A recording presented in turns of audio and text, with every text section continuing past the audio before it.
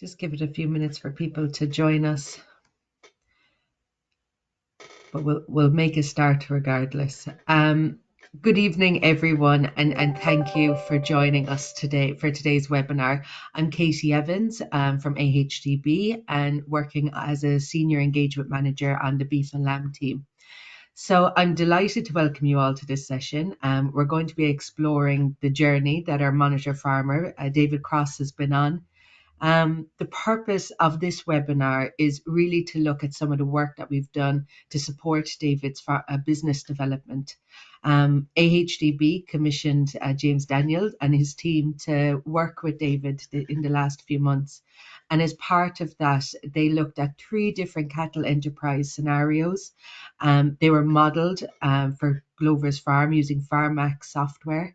And the aim was really to determine the most suitable approach, considering factors like seasonal pasture growth, forage availability, livestock productivity, and financial performance.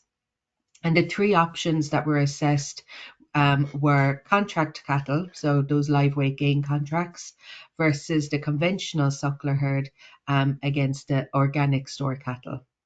So we're going to hear and sort of gain more insight into the modelling process. We'll also explore some of the financials and the practical considerations for each of those enterprise models and how they align with David's farm objectives. So before I hand over to James and to David, I wanted to just take a minute to go through some of the housekeeping points. I'm just going to move this slide on. Here you go. So this webinar will run for about an hour and a half. It is going to be recorded. The recording will be circulated with everybody within the next 24 hours. We will hear from the speakers and there will be opportunities to ask questions. James has it broken down into 3 different sections, so there will be a natural flow to those questions after each of those topic areas. Please put your questions into the chat box throughout. We want this to be an engaging session. We want you to get your questions answered, so we'll be doing our best to keep them feeding through. I'll be keeping an eye on the chat box as well. So if you encounter any technical difficulties, please use the chat function as well, and we'll assist you where we can. And keep an eye out on the AHDB web page for the future events and webinars. And finally, complete the feedback forms at the end of the webinar with any additional questions or topics that you'd be interested in, and we can feed that back into the KE teams.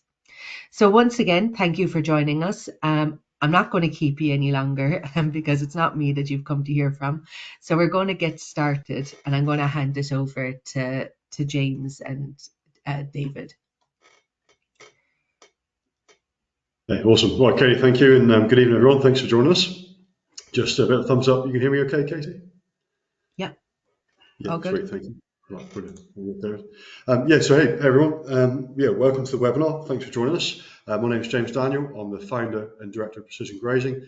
We're a farm consultancy business specialising in pastoral livestock systems. We work with farmers across England and Wales, beef, sheep and dairy, and we do that through our farmer discussion groups and through our one-to-one consultancy.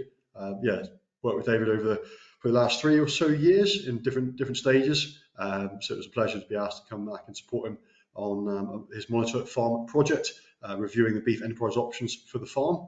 And in today's webinar, we're going to discuss those options.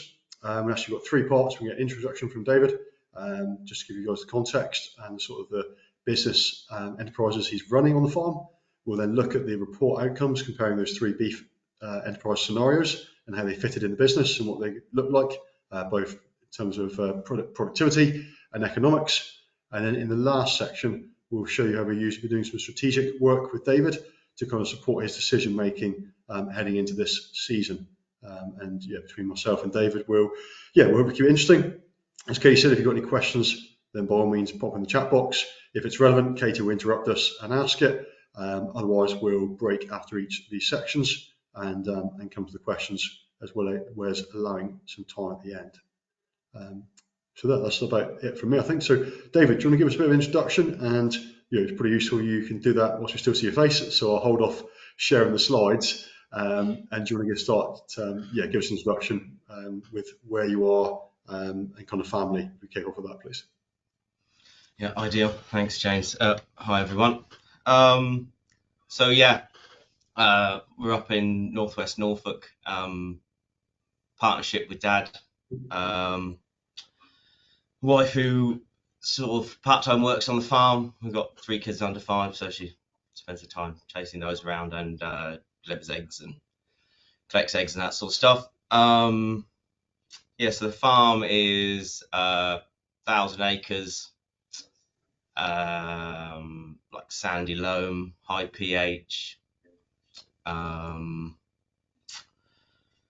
So a little bit of background, a lot of people probably have heard, but over the sort of 4-year monitor farm process. So we started, I think our anniversary is May of the 4 years, and there's been quite a lot going on. But to sort of summarize, when we started, we were basically 90% arable, rotation fixed around sugar beet, spring barley, a little bit of wheat. We introduced a sheep flock probably 4 or 5 years ago, gradually got bigger. The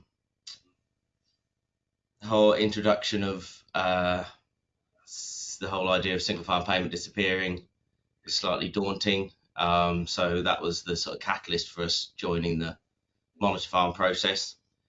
Probably won't go into too much detail about enterprises because we're going to go through that, but fundamentally to date we do a contract rearing cattle with Pathway.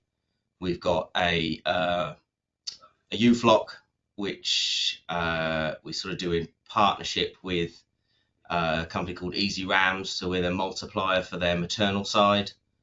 And recent addition in the last sort of, I don't know how long we've had chickens now, we're coming up to the year anniversary. But yeah, we've got 2 units with 500 chickens in, and the theory, not always the practice, because they're locked down with bird flu at the moment, is they move around roughly a week behind the cattle during the summer. We sell all those eggs direct to restaurants and farm shops, essentially. Yeah, no, good, David. No, just okay for reference and for interest, we'll probably just chat a little bit more about the sheep enterprise. You said that was the first livestock enterprise that you started within the business. And when it comes to these beef scenarios, what we did with that sheep enterprise, we kind of held that fixed. So that seems to be working well within the business. So you just explain a bit more about number of ewes, what was the scanning for this year, and then kind of timing of lambs and so on. Yeah. So going back to the beginning, we started with New Zealand Romneys. Started crossing New Zealand Texels over those, and then sort of progressed on from there. We sort of got an opportunity to be a multiplier for Easy Rounds, like I said. So we sort of float around 1,000 ewes. It'd be nice to creep that up. We're quite a strict culling process, so it's pretty tricky to get the numbers up. All lambed outdoors, no concentrates. We sort of float, depending on how organised I am in the autumn, between 1st of April and 10th of April. Everything's single sire mated. So we use James, you're gonna have to help me. Who's the mating company in Australia that You sick or so? Yeah, no, we're with SIL, but we use a company. My mind's gone blank. We'll use a company in Australia that essentially pairs on index and like an inbreeding coefficients. So I give them our list of ewes. They pull off their family data from SIL. We give them the list of rams, and they'll tell us which ewes to put with which rams to get the best outcome, essentially. So then we're recording for mothering ability, bag conformation.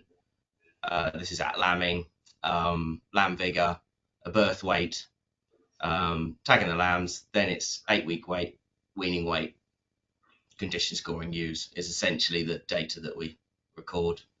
And then Robin at Easy Rams, they take the top pick of the top lambs on index. We then kill the remaining top lambs, keep our own ewe lambs, sell some ewe lambs. Yeah.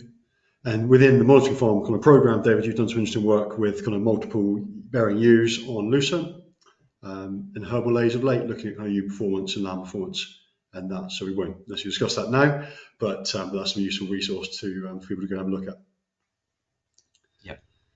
Yeah, cool. So in our scenario, the ewe enterprise, the way it's managed, doesn't change through the different beef scenario options. That enterprise, ewe enterprise, is kind of fixed, and sort of seen as the cattle being complementary to that. When we come on to part 3, we look at the planning for the spring. Then we look at some options around management of that ewe enterprise, some levers we can pull to make the most of what is a dry but sort of cooler spring than we perhaps were hoping for. Cool, right. Well, let's pull up some slides and let's get into this first part, looking at the kind of enterprise options.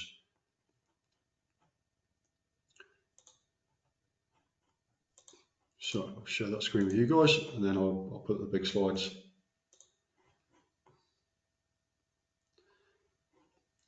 So that's finally for context where we started, David, and as part of the monitoring farm process. You cover these objectives, which was resilience, soil health, performance, and pasture. And a really big focus throughout the project has been kind of driving performance, both of the pasture and the stock that run on it. And I guess also a growing awareness of soil health and soil health benefit, I guess, was the trigger for looking at some of these alternative beef enterprises. So the beef enterprise you've got on farm at the minute, if I do the slides, David, just want to talk through how that runs and operates. And this this is really scenario 1, which is your current beef system, which is a beef growing contract. Yeah, so this is this year's batch of calves, so we try and get one early batch of calves. I mean, the process of the contract rearing we've been sort of doing it, I think this is our 3rd or 4th year, 3rd at any scale. It's changing and evolving by the year quite quickly. So yeah, we try and get these guys in early, one batch that just helps us with exit weights, so we're not having to carry too high a proportion through the winter. So we'll have sort of a February delivery, and then the bulk of the rest will come between now and the end of May.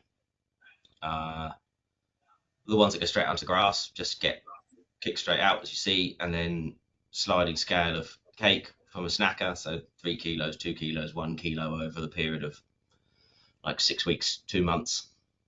They come in at 160 kilos, 4 or 5 months old, straight out of a shed, hay, straw, and cake. And then we get paid on kilos gained. So it's really simple. Yeah, takes no upfront investment. And you guys are operating at a reasonable scale, aren't you, David, particularly in a minute? So you're getting these calves in batches of about 120 to 240 in a batch, but at a time, and you're grazing them in similar sized groups, and the majority of the grazing platforms herbal lays, but you've also got access to some parkland as well. Yeah, so as I said before, the home block farm is about 1,000 acres, but we rent a few bits that are out and about, which we predominantly put the calves on just because they're less labour and slightly easier to manage than sheep out and about with lambing and shearing things. So last year, top of my head, I think we had about 640. We've carried around 200 through on fodder beet, which has been a learning curve, but a success. Lots of things to improve. Sorry, video quality is pretty poor, but so the sort of the main problems, I guess, that we came up against with just spring dropped calves going on to herbal lays was having the sort of lower third and getting them up to weight, and also balancing our FARMAX with having peak grass growth April, May, that coinciding with smallest calves obviously arriving, large proportion of their diet being concentrates, and then us browning off as the calves are coming off concentrates, potentially getting a bit tight, and then having a low growth autumn and not good enough cover, so it's almost back to front. So the fodder beet is a bit of a game changer, and I see it probably playing quite a big part with so we can carry some bigger animals through that are going to be better grazers to get control of that spring grass, really. Yeah, and a lot of the work within these beef enterprises has been trying to find a good match. But which enterprise gives the best match in terms of its demand to David's kind of grass growth curve? Particularly noting the farm is or can be a little bit summer dry, where growth can slow up, particularly on the permanent pastures, and also we see that affecting the herbal lays a little bit as well. We think that's getting better the longer the lays are in the ground, and the better, the longer they have to improve the soil. But for the farmers currently, that spring growth is quite spiky and quite notable. And as David was saying, didn't quite match that kind of low calf demand. So the fodder beet's been used to carry over some animals, and that's a tactic that we're certainly using within that model and that enterprise option. Obviously, it's got its own costs and complexities, but it's they're potentially outweighed by the benefit of extra animals carried and better utilisation. You don't have any, other than that batch of 120 that come in February, there's no other housing, either facilities, nor is any other housing done, is there, David? So all the beef scenarios only consider housing your 120 head of dairy beef, and all the other enterprises are outdoors only, with either deferred grass and hay, or deferred grass and silage, or fodder beet, and we'll see that as we go through. Yeah. The final bit then, just maybe for interest, we can come back and there's questions on the detail of this, but you've utilised some of the capital grant schemes, David, to, I guess, transform an arable farm into a livestock farm. And so that map being shared on the screen, the different colour lines on it shows water pipe that's either gone in or planned to go in. Do you want to just talk briefly on that, plus the grazing or the fencing infrastructure you've deployed? Yeah. So with recent news, it was pretty timely, really, and we're probably pretty lucky in the scheme of things. Got 2 more years to finish it. Amazing opportunity, like transformative, really, for the farm, and I don't think it would have been a viable. Well, it would have been, but it would have involved a lot more upfront capital. So yeah, essentially what we've got here, we're whistling our way through perimeter fencing the fields. So this is a sort of roughed out map. We're actually doing it today. You can sort of see. You take any one field where the basic principle is we're breaking all the fields up into fixed width alleyways. So if we become a mixed farm again, growing crops, we will sort of have a forced control traffic system. So all the alleyways are a width that breaks down into 30 meters. So that'll work with 6 meter cultivators, 30 meter sprayer. And then if you can see on some of them, we put the line in to set the lengths of the internals, but all the internals are 31 meters short of the external fence. So we can still get that sort of field efficiency from a tractor working perspective by being able to do the headland and not having fences in the way. And we'll just close those up either with a hot wire or with a bungee or something. But essentially what you can see, so the pink line is 50 mil, the green line is a 40 mil, and the red lines are 32 mil. James helped us with that to make sure we got the flow rate for the size of the group sizes of stock at different parts of the farm. And then from those, so those pipes 90% of the time are running underneath a high tensile electric fence with a hydrant, let's say every 300 meters. So then we'll use James's drag troughs to plug into the hydrants so then we're a nice flexible system. We can change the sizes of the breaks, always have water. We have within the capital works got some permanent troughs which we might put in sort of strategic places, might help a bit of labour on weekends and things like that. And we're going to use them. We're going to get big 2,000 litre tanks and use it as a bit of a sort of fallback plan as a reservoir of water. So there'll be a 2,000 litre tank in each alleyway. So that'll end up being, I think there's 45 tanks or something. So not an insignificant amount of water if the borehole breaks. Yeah, I think that's the crux of it. And then the pink lines that are digital, not my highlighter handiwork, is hedges. So we've got a hard alleyway boundary between our high tensiles. So the theory is that those would be barbed on the top, but we could always clip onto a high tensile electric fence internally to get our power for our brake fences. I realise that's probably a bit all over the place with an explanation, but it's, yeah. Yeah, no, it's good. If there's questions on infrastructure that have been deployed to achieve this, then we can take those separately. But it's worth discussing because it gives you an idea of the scale of investment. Obviously, yes, which has been gratefully funded partially through capital works schemes, and also this is the base, if you like. There's land outside of this, but this is the kind of base land. And for context, David, if just give us the size. What's the size of the area? Sorry, the field. I've just drawn the circle around. That field is 40 hectares, so 100 acres. 100 acres. Okay, cool. I appreciate you insights helping so, the map. Yeah, and that's part of the reason for doing a lot of this subdivision is just unpractical to try and break it up with single wires or hot wires all over the place. And yeah.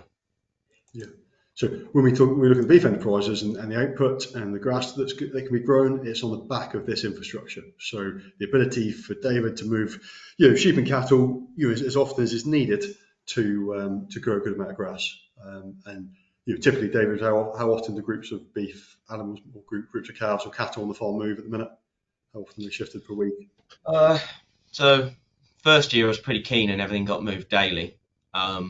I think there's probably a graph you could do with number of children versus a frequency of moves.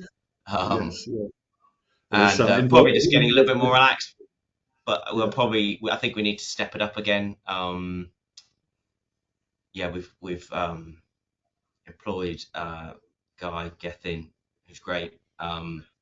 So with him being able to do the cattle, me could focus on the sheep a bit more and trying to get some of this stuff over the line.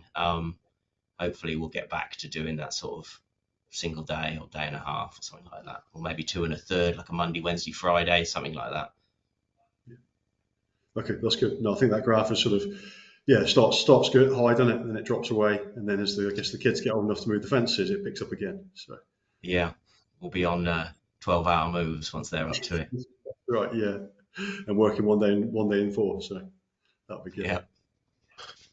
Cool. Right, let's get into this section. So the project was to review the beef enterprise options.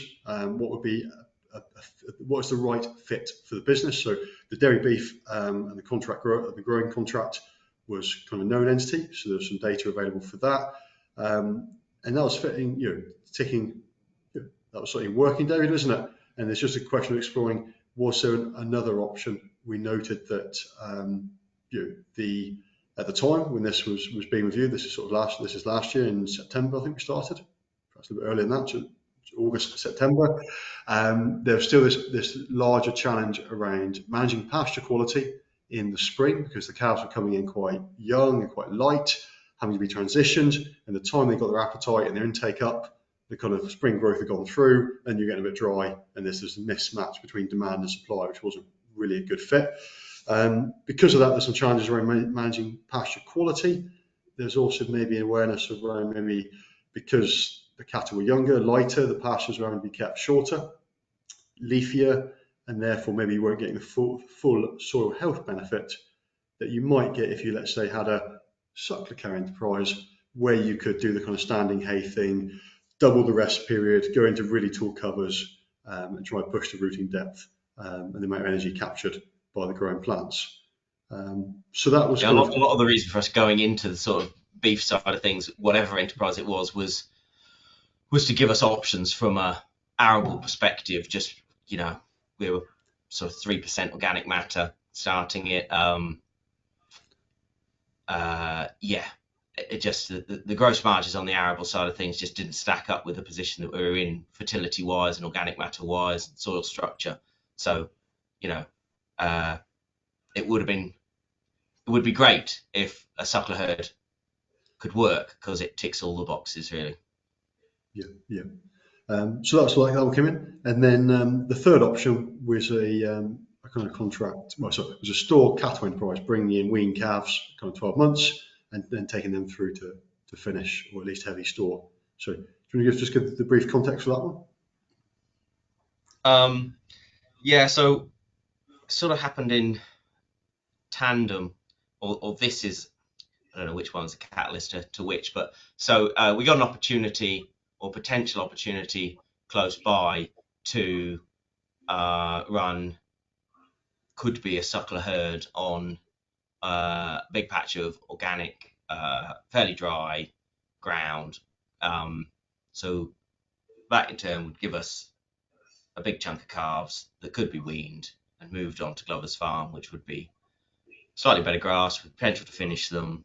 It would involve us going organic at home, but that's, it's an option we essentially will be with everything being in SAM 3. Okay. So they have to work in tandem, those two really, I think. But yeah, that's good. Okay, so the approach we took then was to use a program called FARMAX, and now I'll give you a brief introduction to it on the next slide. We can discuss again if there's any questions on it, which is basically a farm modelling program to create 3 scenarios, so 1 scenario for each of those cattle enterprises. What we did is, to start as a base, though, is we created kind of a Glover's farm model. We built then the sheep enterprise, because that remained as a constant, and then any feed left over from the lays and various crops that were available or could be available was then allocated or made available for the cattle enterprise. And FARMAX is a really helpful tool for kind of doing those what if scenarios. We then kind of reviewed the models to make sure they were physically optimal, and then also reviewed them financially and came up with some gross margins for each of the scenarios. We did that with and without the kind of subsidy and stewardship options. Given what's happening around policy, and it's not a webinar to discuss policy this evening, but I think what's giving myself and the clients we're working with is an awareness that nothing is for granted. There was a feeling of security with BPS, and there was a feeling that I certainly felt a slight feeling of security with SFI, and that got removed, was it last week? So making sure things stand up and making sure we're doing things because they're the right things to do, not just because there's a payment on them, is definitely the right thing to do. So we applied that thinking to this as well. So in terms of what is FARMAX, well, it's if you like, a decision support system for farmers, and it's a New Zealand-based model built on 20 years of research in New Zealand. It effectively creates a digital twin. So those of you who get into your tech may have heard this being bandied around, but our farms are particularly complex biological systems. You can't do one thing over here without affecting something over there. You keep more sheep, they eat more grass, that pinches or takes away from another enterprise. You change the cropping, and that changes how feed is made available, and so on and so forth. So the challenge with that is that it can take a while to work out what's the right balance is, particularly for a business that's changing. And in this context, rather than David saying, well, look, I'll spend 3 years doing this kind of dairy beef contract, growing contract, then I'll get them out, I'll get some sucklers, and I'll give that a go, then I'll go and give the store cattle a go. We can kind of cut through that 9-10 years of having a go and put together a pretty reliable physical model that can say something like, well, if you get the sheep where they are and allocate the rest of the land to sucklers, then you could have X number of cows, and that would produce X number of calves, and they'd be this weight at sale or weaning. So it's really useful strategic planning around changes in cropping, land use area, and enterprise mix. It also has a second role to support a stable or to support a farming system, and that's in the role of decision support. So it's really useful as a kind of as a proactive tool for looking ahead. So you can say something like, it's getting dry, what kind of action should I take based on my current weights and numbers, my current average farm cover, the amount of feed on farm. And you can run through some scenarios, so it supports sometimes those hard decisions regarding kind of the need to sell or trade or bring in or push out. So it gives some support to making those tough decisions, and hopefully trying to make them 2 to 4 weeks ahead of when they would need to be made, when the decision will be forced on you. So that's FARMAX. It's really useful. We can look in more detail how it was used, but we use that to build these models of David's farm and then of the enterprises to give us kind of physical outputs, which we can input some financials to. So what sits in FARMAX is a load of data and a load of graphs, but it's built really from the ground up. And so what we do for David is we created different blocks of land assigned with different crops. And for each block, we assigned a pasture growth curve. So if it was a herbal lay or if it was a permanent pasture. And David had some sort of, some recorded and some anecdotal evidence around his pasture growth rates for different pasture species. And where the gaps were, we could kind of look to the things like the AHDB, or what was grass at GB, now AHDB, kind of grass measurement service, forage for knowledge, and pull out some of those kind of seasonal or regional pasture growth curves to give us our base. Because in essence, most of the feed on the farm is coming from grass, and that's true of most livestock businesses in the UK. So for the blocks and the pasture types, we then assign quality curves and tables, and that determines the energy available from the pasture. And then FARMAX in the background is then running these tables and these curves, and it sort of says, well, if the cover gets too high, then we start to see sort of leaf senescence, and the quality starts to drop. So then that may be limiting animal performance in the background. So FARMAX is an energy-based model, although most of the outputs that we see and use are kind of in kilos of dry matter, because it's the units we use to measure. When it comes to setting up an enterprise, so here's some screen grabs from the U enterprise, we can put in a lot of data depending on how much is available. So we can put in kind of the number of ewes that are on farm, their live weights. We can adjust for kind of breed bias and breed genetics and stuff. We can pop in around their scan, and we can do a predicted and an actual. And when we build the models, we may start with predictions. As we go through the year, we replace those with actuals. And that's some of the work we did with David yesterday, is to kind of update the plan with actual scanning and actual farm covers and stuff. And then you can create transfers, sales and deaths, and you basically try and model the year using the information you've got today. And it will spit out, FARMAX will then chuck out the other end, kind of sales and purchase tables and production weights and various other KPIs, which you can then lift out and put across into a set of financials, so a gross margin. So we did that for the U enterprise, but the U enterprise was fixed, so we didn't have to kind of include that in our analysis because that was the constant, but we needed to model it in order to allocate enough feed for it. When it comes to things like beef and growing animals, then we can do sort of similar sort of detail. So we can say kind of how they're owned and what kind of contract they're on, and that'll give us some different financial outputs within FARMAX.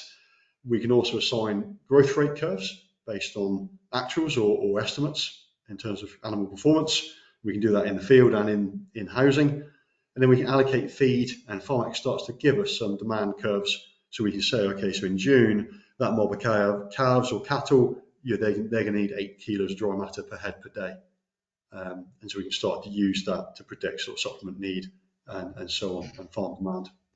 And again, what we get from that for the enterprise is kind of production. So we see that bottom table, bottom right hand corner, is giving us kilos of beef in terms of kilos of live weight gain per month, as well as what's being traded in and out, as well as a total. So the sort of scenario we're looking at there, 151 tons of live weight gain for a 12-month period is estimated, and obviously we'll track that with the actuals.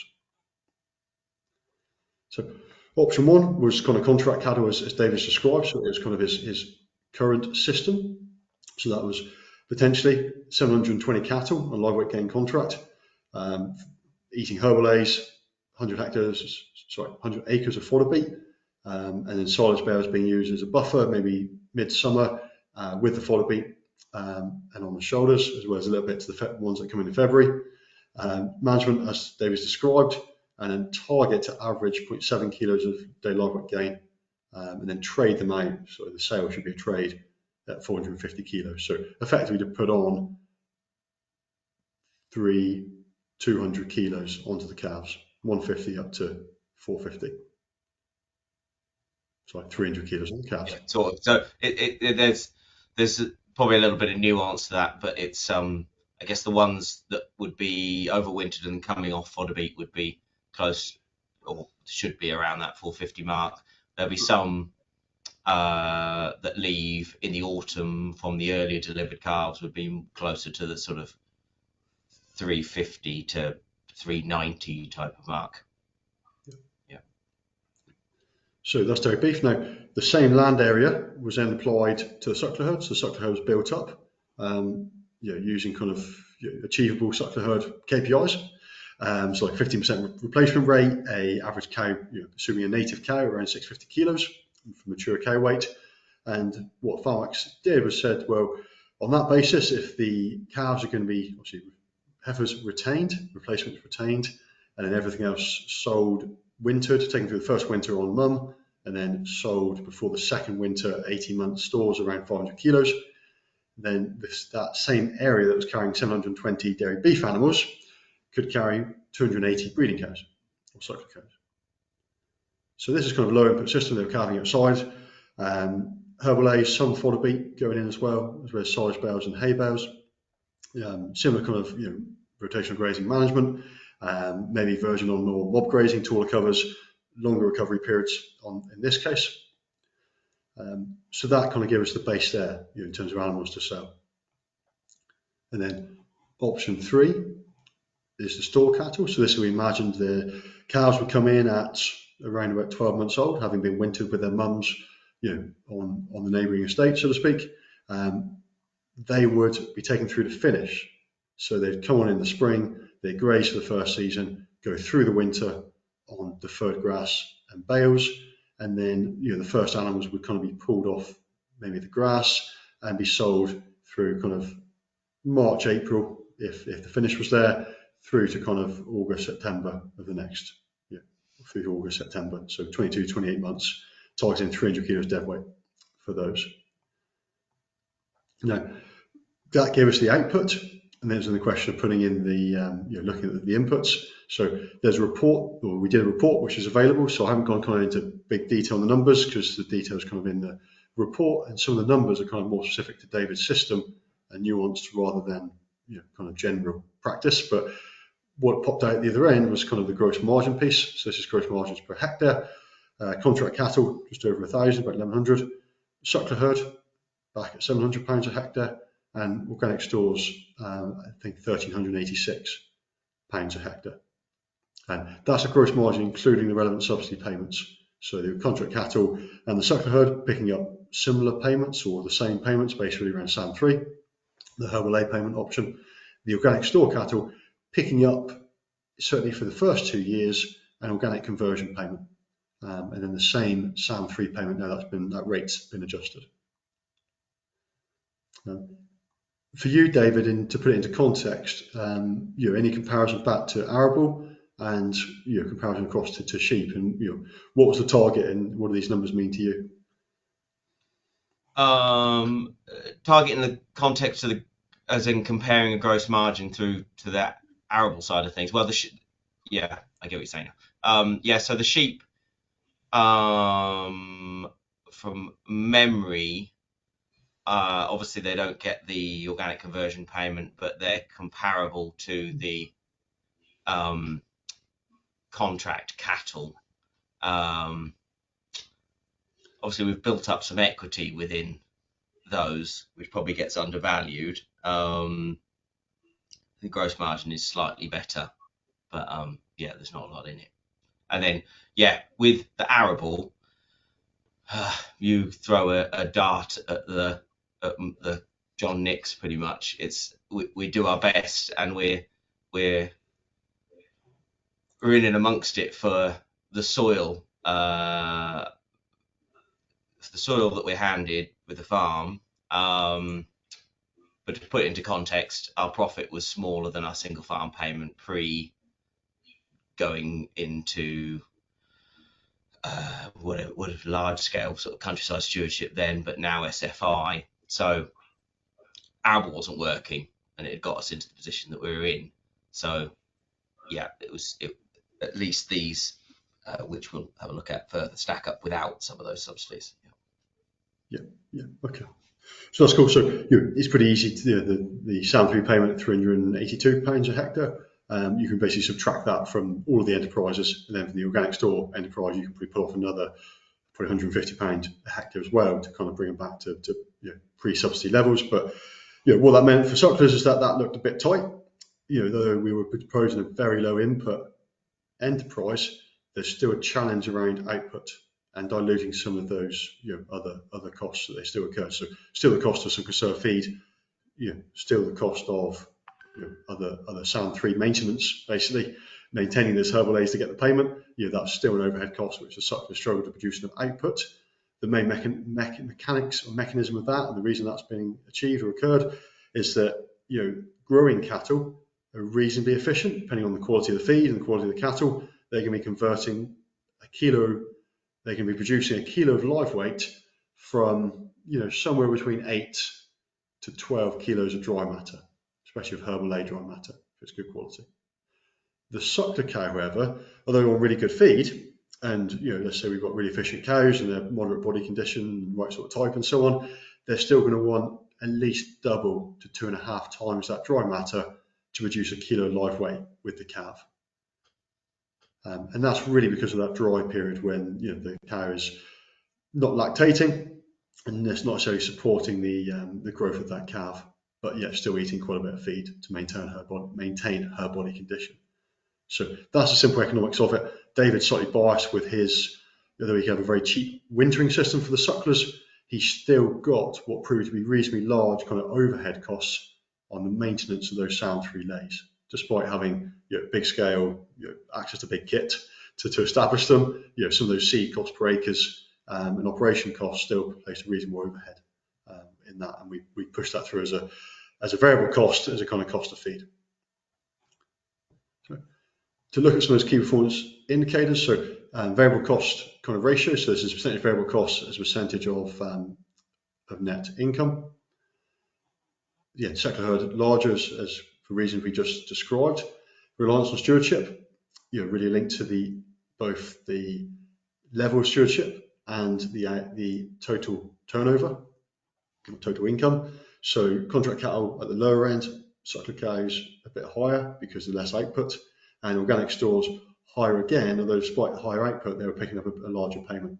So that was a big awareness. I think one of David is that if we're talking about resilience, we're not as resilient if we're exposed to a big swing in income because of the payments. And that stewardship piece,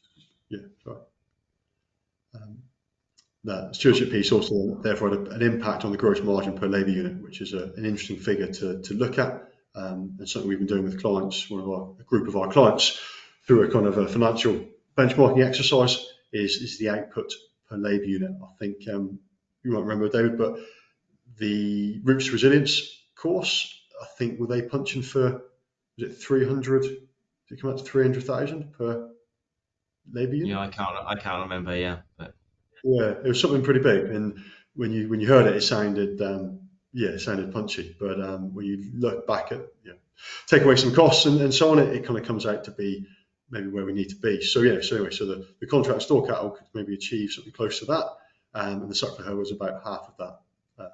And the suckler herd is kind of where I see a lot of farm businesses at the minute being aided somewhat by better market prices. So you're going to have enough output per person to cover the overheads associated with that individual, as well as the other business overheads. And looking at the risk, they all had exposure to different levels of risk. There's a beef market price volatility, which probably sucklers, once established, are relatively immune to, but they had a bigger exposure to to the disease risk. In terms of blue tongue and that affecting potentially calving and calves. They also required a big capital, a huge amount of capital. They're the most capital heavy enterprise, depending on how the other ones were done and financed.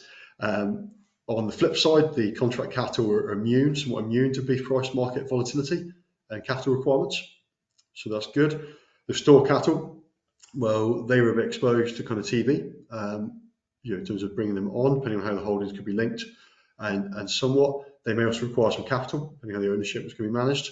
And then they had the beef price exposure as well. So nothing was low risk, and they all had and still have their own challenges.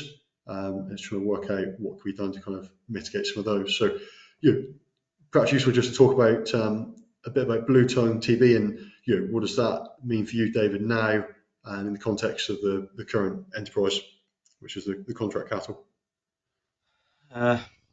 So TB's in the context of what we're doing now is less relevant because we're a TB4, calves coming from a TB4, so we're not doing a great well unless wherever it falls within our 4-yearly test. We obviously either have a lot of calves to test or hopefully not that many in the winter. But we don't have that on or off unless there's a tracer test or something like that to come. Blue tongue, caused havoc last year, and that's probably a lot of the drivers for trying to change the system a bit and carrying more stock through that winter, leaving us less exposed to, an autumn lockdown. I can't remember, I've slept since then, but we had cattle leaving, I think, a week before they brought the lockdown in for Norfolk and Suffolk and Essex, and they were literally going to Lincolnshire, but they couldn't. So then we were left with, I think, somewhere circa 200 calves of the heaviest weight for like another 2 months or something, which completely threw all of our FARMAX planning, out the window. We're putting big contingencies. We've got nice high autumn covers. We've got a decent proportion of cattle going on to fodder beet. We've got a reasonable portion of the biggest ones going off farm onto some sort of summer deferred grass into the autumn. And we've also left a bit of a contingency with bales, and we're going to do some deferred grass grazing with bales for the smallest animals that we didn't feel comfortable putting on fodder beet. So I think without having like 500 acres in the wings just waiting for a disaster, I think we're trying to cover our bases as much as we can.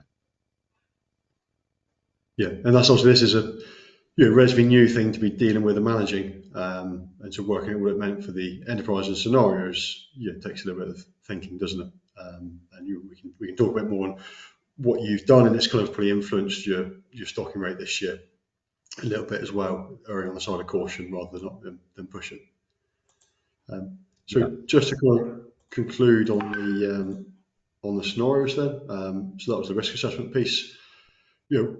What are the outcomes then in terms of top level summaries? Well, option one's pretty low risk, because as David described, there's some mechanisms in there around TB and blue tongue perhaps being the larger risk at the minute. Option two was low returns, but potentially still feel that's the better option for the soil, just with that flexibility of grazing management. But the low returns make it harder to bear, particularly when you take the subsidy out of it as well, if that's a risk. Option three, highest returns, but quite volatile market in terms of both price of animals to buy in and then sale price back out, and still exposed to some of the TB nuances of that as well. And there's a capital piece, a massive capital piece in option two, and maybe somewhat similar for option three of funding and buying those animals in. And the challenge of building a suckler herd also seemed pretty, not for the faint-hearted, should we say, to take that on. So, just saying, in the context of this risk, sorry, James, that in compared to what we were doing before, as in mixed arable and sugar beet, we've removed so many big lumps of cost, our annual FERT bill, our ag chem, a huge amount of contractors charges. So, a lot of the drive for this change, and we're comparing risk between enterprises now, but we've removed a huge amount of risk from where we were 4 years ago.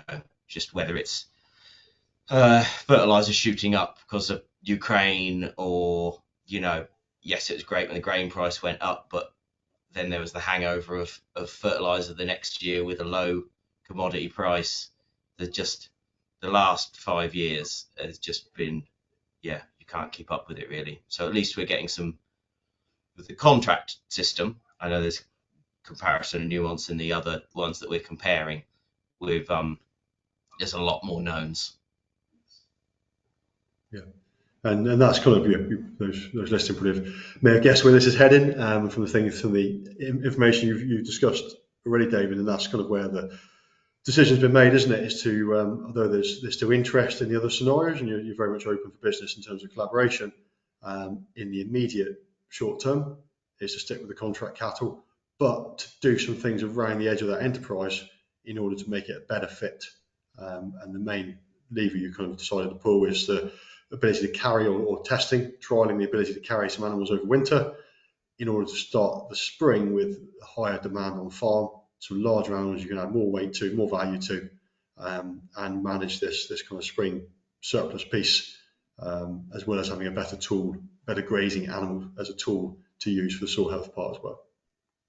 Yeah, absolutely. Yeah, it's definitely not the perfect fit, dairy cows with what we were trying to achieve from a soil perspective, but we just don't have the capital in the bank to go out, and especially now with beef prices shooting up, it might be, but yeah, it's not a realistic option for the immediate anyway. Yeah, but I think as we said, that if someone's on the call and they've got they're looking for a summer holiday, somewhere to send their cows that's nice and sunny and warm, with good quality pasture, and they've got 280 sucklers waiting in the wings, then they can give you get in touch. There's a home just down the road for them. So yeah. Cool. Look, I'll pause and I've not seen any questions or anything pop up in the chat, but Katie, let us know if there is any. Otherwise, we'll pop into the next section and we'll talk about kind of how this spring's playing out.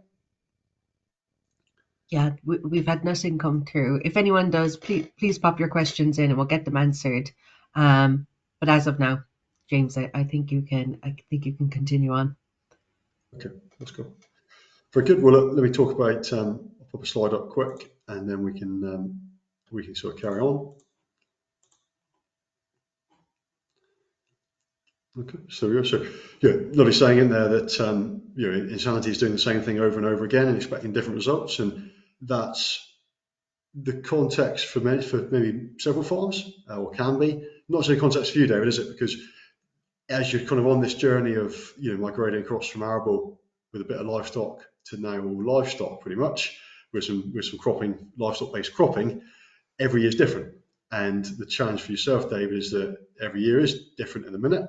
And so nothing's the same. And so the need to plan and have a look at what optimal stocking rates look like, what the best plan of attack is, what crop you need to grow, how should it be allocated, and just to sense test the system before you run it is really important. If you haven't got a kind of, it worked last year, it's worked for the last 10 years, so we should just do the same.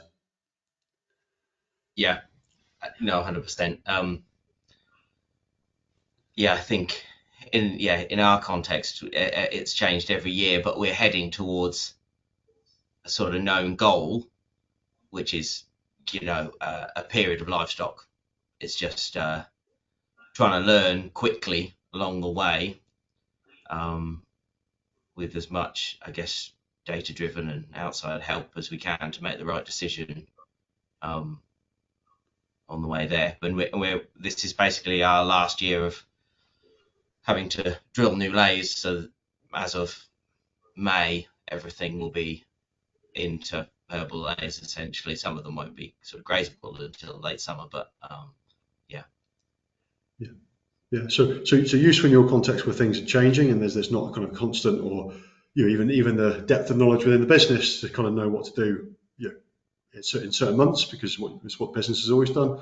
I think for many of us things are changing. Some weather events are a bit more volatile and extreme than with the business and the team, the family team or farm team have seen before. Market prices and input costs also vary. So I think every business, probably certainly at the start of the year, is always worth a bit of a review. Should we do the same as we did last year, or should we adjust things a little bit? And we've seen some businesses make adjustments. For example, when the fertilizer price went really high, some people used less, and some people carried on using the same amount. Just depends on what decision they made. But there's opportunities in every year, and just doing the same thing to expect the different results or even the same results won't always pay off or work. So we had a catch up, I think, in January, David, didn't we? Yep. And what we did there was a bit of a review. So it was a bit of okay, how do you think this year is going to go? What forage and feed are available? So that was kind of new herb lay areas, adding them in, taking out some arable cropping areas, looking at some winter cropping options. So at the time that was turnips and fodder beet, and then having a guess as to what you think the yields are going to be based on when they were sown, based on your experience this winter growing fodder beet, and how that was kind of playing out, which was good. Then we had a look at the sheep flock, kind of latest ewe numbers, kind of ewe condition, had a guess around what the scan might be and the weaning percentage, and looked at any planned sales and ewe lambs to be retained. Whereas in your contacts, David, kind of those ewes kind of move on and off the farm a bit as well, onto kind of graze cover crops or winter crops. So we added those in. And then the cattle enterprise, and the big question you had at the time was you wanted to go through to the kind of contract with cattle provider with a pretty robust plan that you could stick to and they could buy into for how many cows you needed and when you'd like them in a perfect world. Yeah. So that's at the stage in January, before we knew what spring looks like and maybe whether some of the lays were going to be successful, we had a good go through and made some educated guesses on some pasture growth rates and areas and so on, and added in calves and built up a model that we thought was feasible for the farm, looking at when they would come in and therefore also the impact on when they would go out as well. And I think what we came up with was a schedule of something along the lines of the 120 in February coming in early, so they would gain some weight, and then alternatively batches of 120 or 240 through April and May to total about 720 calves by the end of May.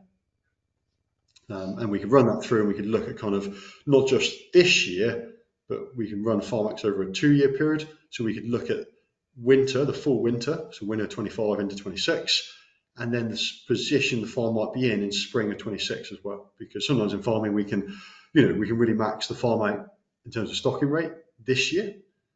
But if we ended up with no grass, we're not going to be able to repeat the same enterprise or the same scenario in the next year. So it's worth having that look through. And by looking through the full winter, we could also look at bales that would need to be made, how many animals we keep on the fodder beet area, on the area of turnips, and so on and so forth.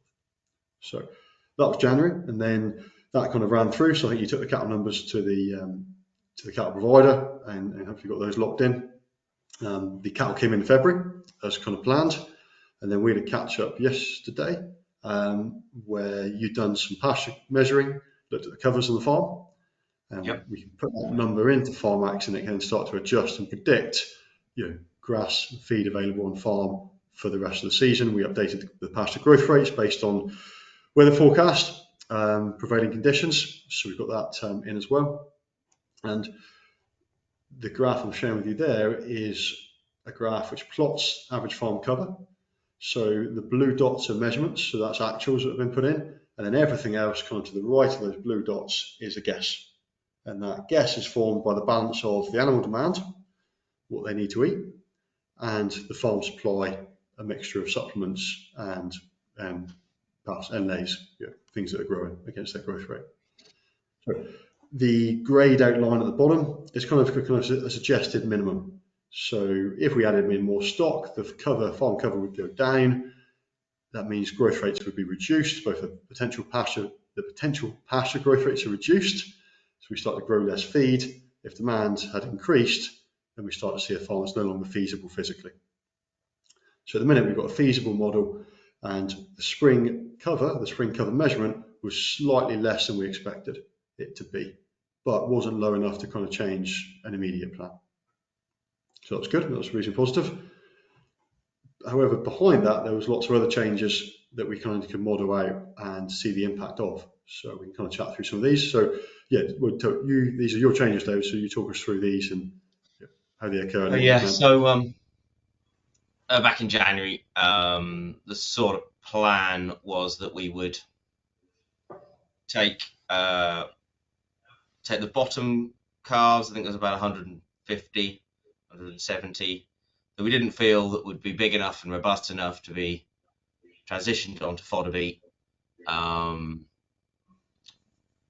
for the winter. So I had a field. I should go back. Rotationally, the plan was to sort of do 4 years of grass, an autumn's worth of stubble turnips. So sort of July establishment, maybe make the ewe lambs on it, and then carry the smallest cohort of calves through on that with a bale of silage a day. Bit later investigation, we couldn't take our SAM 3 lays out at the point in which we wanted to without foregoing that year's payment, just with how it lies with the anniversary of the scheme starting. I thought we might be able to, but we can't.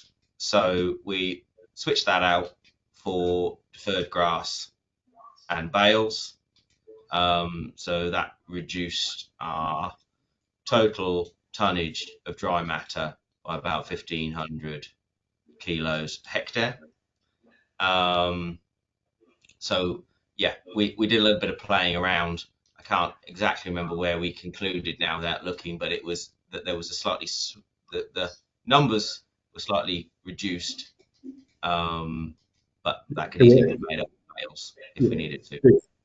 It flagged a change in the winter plan, didn't it? So we had a quick look at what that meant for a number of bales. Now, if we need to feed more bales, we need to make more bales. So that's got a knock-on impact earlier in the season. But we kind of paused that because the second bit of information that had been put forward was 0.2, wasn't it? So which is a change in the calves being a change or an opportunity to take in some heavier cattle. Yeah, and I should say that also sort of within the whole modelling process, we've got quite a high autumn grass cover.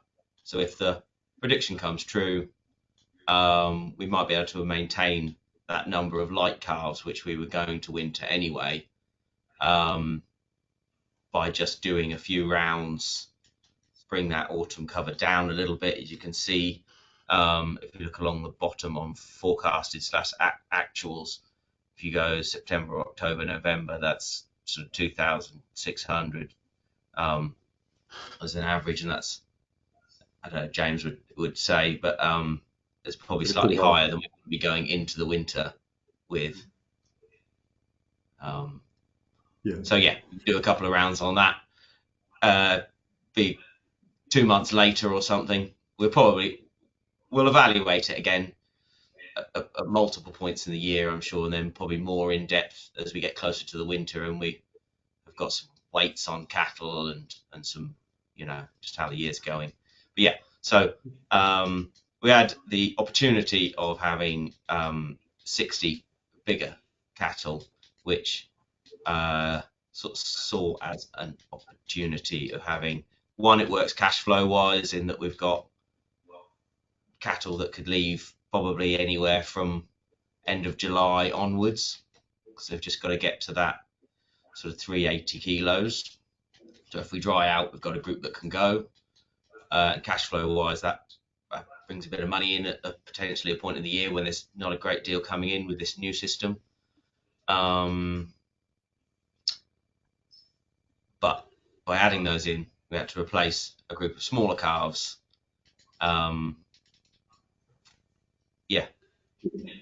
So that was useful. So we could play that out in the model and see if they impacted that. And as I say, that's obviously got a cash flow impact. It's also got a forage and feed impact. Hopefully, it reduced the number of cattle potentially to be wintered if they're not there in the autumn, obviously.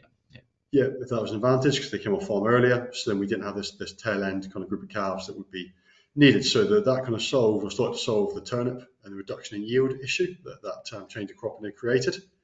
Then the other piece on that in terms of feed supply was, you can now see, being at this part of the spring, that about 15 hectares of an autumn sown lay has failed. So we could also take that area out of the model in terms of broadening feed, and given the scale of business, it didn't particularly have a notable impact. If it had been a larger area or a smaller farm, then that could have been significant. Other kind of changes we put in just to see the impact of, and that again failed back and started to impact some of the other things that are happening on farm. Some digestate came in, and we originally had that in the forecasting. It's coming in May, kind of to be applied to land either pre or post silage, but that's coming a lot earlier, David. So you just want to talk through the nuance of that? Yeah, just had an opportunity, and sort of pre us being to our year's anniversary with SFI, everybody probably knows that you basically got a year to establish. So you're not sort of having to be completely compliant to all of the parameters that you have to grow it within once you reach the date that it has to be established by. So I'm not explaining that very well, but essentially we had a slightly higher nitrogen allowance before we hit our anniversary, which is May the something or other, May the 1st, I think. Been relatively wet late part of the winter, so some of the digestate guys, we've got a few plants not that far from us, biodigesters, were struggling to get rid of the liquid fraction of the digestate, so gave us a ring, relatively cheap. Nice bit of P&K and sulfur in there as well. And it's made an amazing difference in a short period of time. While the soil temperature has been quite low, it's made more of a difference than I thought it might do. Yeah, it's been helpful coming out of, obviously, as David, as you described, that blue tongue issue, which kept 200 animals on farm for a couple of months later than they should have been, dropped the cover, so we haven't started spring in this desired position. But that, along with some other changes, has kind of, it's helping to support that and overcome that challenge. What that meant. There's probably, sorry James, there's probably a third, just under a third of the farm was autumn established. So those covers really bring down our average. They were post spring barley, so probably went in slightly later than would have been ideal if you just had re-establishing a grass lay or something. So those are averaging like 1,500. So then our established lays are sort of, I don't know, around 1,900. So even though it was disappointing taking our spring average covers, you can kind of see the reasons why, not that it helps. So digestate useful in kind of maybe promoting a little bit more growth in this initial spring period, and also, if you like, the area it's been applied to has going to have a reasonable impact, and the challenge then became around thinking about grain quality. As it starts to warm up, we've got that nitrogen behind it, that's going to push forward actually a surge of growth more than you've experienced previously, given base soil fertility. So bringing silage, having the correct silage area, given the changes in the winter cropping plan for this winter, and also bringing the potential date forward a bit, given there's about 40-50 hectares of silage potentially to make, can help manage that. And then we'll also be a bit of a chat about grazing management, thinking maybe we need a quick first round with a reasonable cohort of calves, which is the ones that are in the shed now plus the 60 that come in. So it's useful to have some larger animals coming in with actually some decent demand behind them. And can they be a tool to go round those established lays, knock the cover back a bit through April or through the rest of this month and into April, to try and, we want to balance between growing lots of grass but not losing control, because we need some silage but not a huge amount given the size of the grazing platform. So that's hopefully something we're looking to deploy in the next couple of weeks. Good. Shall we carry on, James? So our what would be like 3-year average on our ewes. Actually, the last 2 years have our mixed age ewes have hit exactly 201%, but this year, surprisingly, because I thought they would be back, because our condition scores going into tupping were probably a bit lower than they normally would have been. We're got an average of 210, and a lot of that is down to quite a low barren rate. We're just under 2%, whereas normally we're like 3 or 4. Yeah, probably more triplets than we would like. So I think the increase in scanning would be interesting to see, because we've never scanned that high, but probably have a negative impact on the number of lambs that we actually end up weaning. And that's also, as you described at the start, that's an outdoor lambing system with minimal intervention, if you like. So yes, we put the scan up because that's going to, within FARMAX, increase the ewe demand. So that's obviously the right thing to do there. But we didn't change the percentage of the weaning percentage. We left that at 160, and obviously we'll update that a bit closer to the time if things turn in the favour.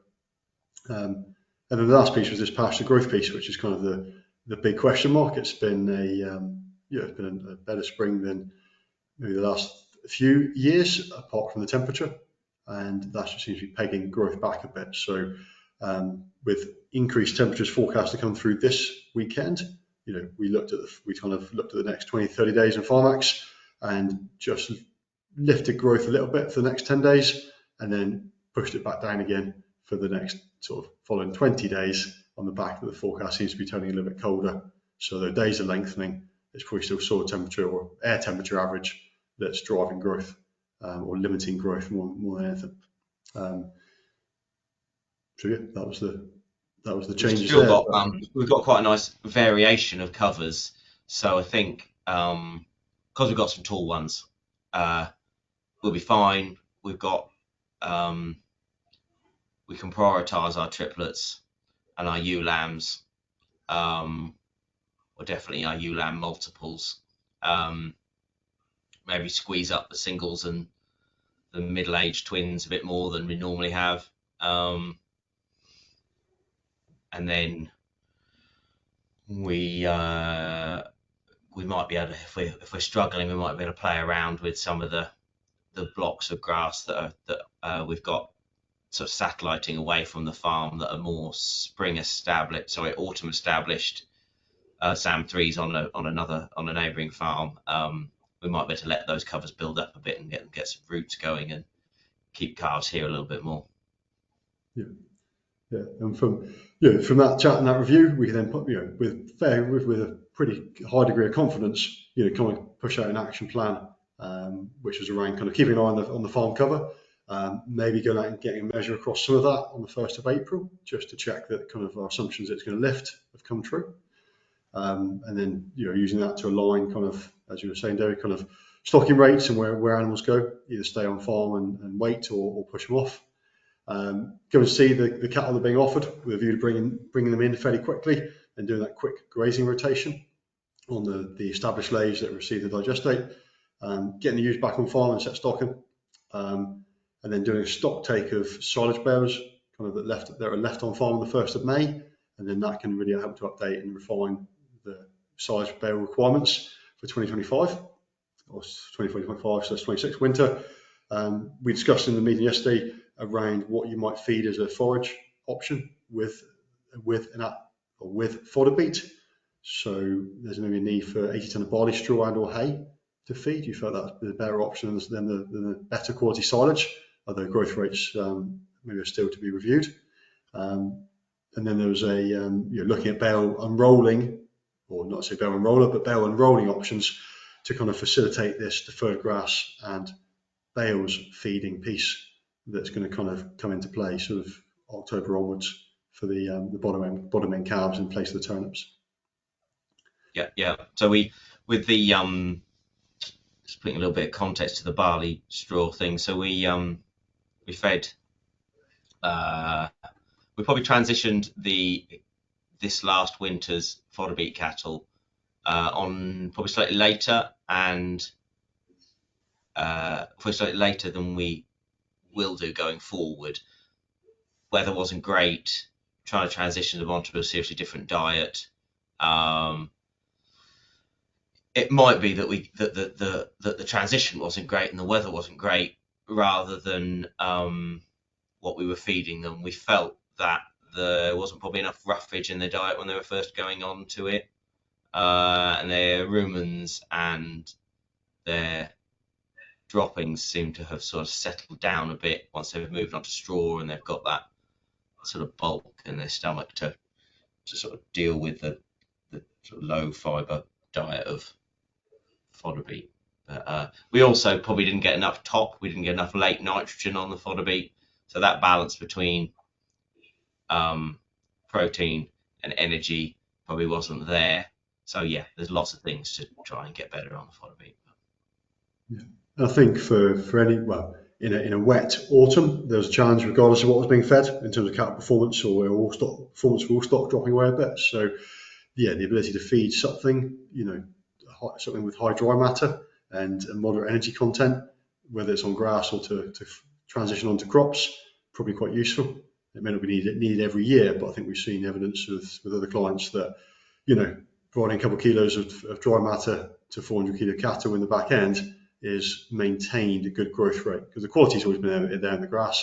It's just been a struggle to get intakes of dry matter, or struggle to hold on to the dry matter content that's being consumed. In the context of straw, we're in the right place. It's pretty readily available around here, easy to get hold of. Yeah, indeed. I just wanted to jump in there, James. We have a few questions, and I thought this might be a good time just to get some of them answered. One of the first ones that came in from Simon Parker was looking at, there appears to be a growing range of applications and different agri-management systems available in the agricultural sector. So grassland appears to be a growth area.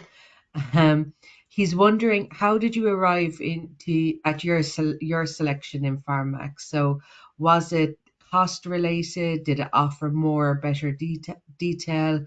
Was it more suited to the livestock systems being managed, or is it just more appropriately directed at grassland management? So in short, he wanted to ask, can you tell me more about the selection of a suitable forage management application? So I think this is about the software in itself of. Yeah. So I guess most of the products around, designed for grassland or grazing management on the market, if you like, look backwards. So you get a grazing wedge, which is based on last week's growth, and the kind of prediction tool or the forecasting capability is pretty limited. And most of them is just simply because they're a little bit simpler and quicker to set up, so they don't have the level of detail and input that FARMAX offers. So for me, FARMAX isn't a day-to-day management tool that the likes of an AgriNet or anywhere that's you've got a grazing wedge might be. It's a strategic tool used in two ways. One is the modelling of a future farm system that we can do with a fairly high degree of reliability. And then the second one is a kind of a forecasting prediction tool to manage a farm business in season, particularly one that's making changes or seeing changes to the enterprise. So we use it with clients that are saying, well, look, if I get rid of the suckler cows, how many dairy beef calves could I have, or how many more sheep could I run?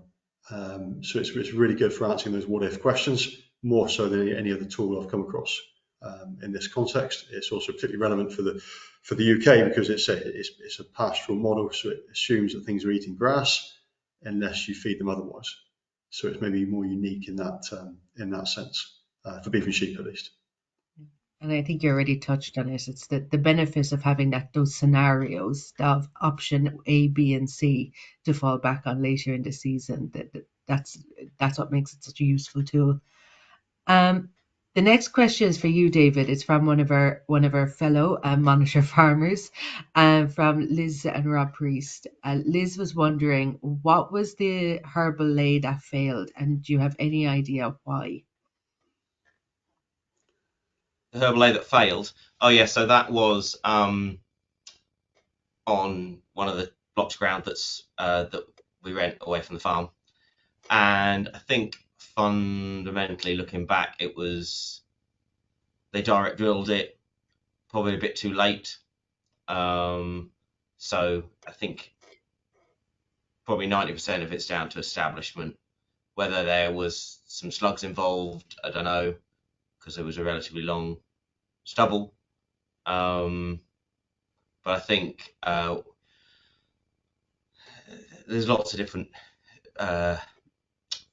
debate over establishment, but we, which is probably contrary to the whole soil health thing, are fairly like we try and get a fairly fine seed bed.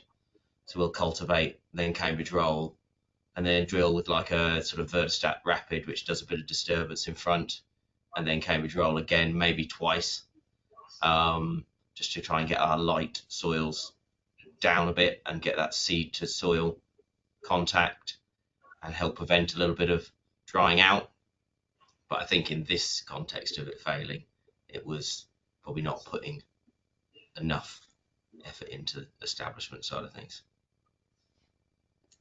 Thanks, David. And I guess your cultivation, David, is also aligned with your soils at 3% organic matter, and they've historically had quite a bit of cultivations. So maybe there's a bit of a nuance with earning your right to direct drill and get a good herbal lay in that from that base. Yeah. Yeah, and there's pulling out arable tram lines. Yeah, we've got a lot to learn. I don't know how it's going to go from like establishing fodder beet into a historic herbal lay ground. I don't know whether we're going to have pest problems. So all that's to be continued, to be determined even. Even another question in, James, I think this one's back to you. The stated average farm covers, can you just confirm whether they're the Irish figures with all available cover, or should 150 kg be taken off as a UK New Zealand figures? They're total, so they're the UK New Zealand figure rather than the Irish figure. So that's not available. That's total. So 1,500 kilos should be taken off to get the available. Yeah. Okay. Perfect. Thank you. And I think that's all. Oh, yeah. I think that's all our questions in. I just wanted, David, do you want to touch on the constituents or the mix that you're now, what's your mix of choice for the herbal lays? Because that's always a interesting topic of question. And your rainfall and soil type, what are you finding working well? It's quite farm specific, I think, because we're quite high pH and low rainfall. We've done quite a lot of work. We did some work with ADAS doing 3 different mixes, 2 different drilling dates, spring versus autumn, and then doing species assessments on those at 3 points of the year, and feed quality assessments and total tonnage grown over the 3 different mixes of the 2 different, so 6 trial plots essentially. But on a field scale, it was that 40 hectare field that we were talking about. We split that into 6, so still pretty big. The basic conclusion for us in that year is that we need a high proportion of legumes, and to try and get deep rooting, palatable grasses. So sort of, I know cocksfoot isn't that palatable, but it's deep rooting. And Timothy, it's got an early heading date, so then it goes vegetative again. High proportion of legumes, so like 40% of the seed mix, which ends up being more like sort of 60% of the actual material that's growing. And then that drove from sort of lucerne work we'd done before, which is driving water use efficiency from having available nitrogen and plant structure of tap roots, and there's obviously a lot more legumes like lucerne with that type of plant structure. But then you've got the sort of nuance that you've got a load of different plants that want grazing at ideally different periods of time. So if you focus on the legumes, then you can try and focus on a rotation that suits the legumes, and there will be an ever increasing proportion of grass, however you manage it. So, in a nutshell, yeah, lots of red clover, lots of lucerne, probably in descending order. It's lucerne, red clover, white clover birds for trefoil, and then Timothy, cocksfoot, perennial ryegrass, and then all the little nondescript herbs that you have to put in there. But plantain contributes pretty well here. Chicory we struggle with going stalky, and then limiting our options with being able to mow for silage, to whether that's just correcting field or whatever. But yeah, so we've dropped. We've probably only got a third of the mixes that are going in now have chicory in. We've dropped it and replaced it with another herb. You've just covered off one of our questions, David.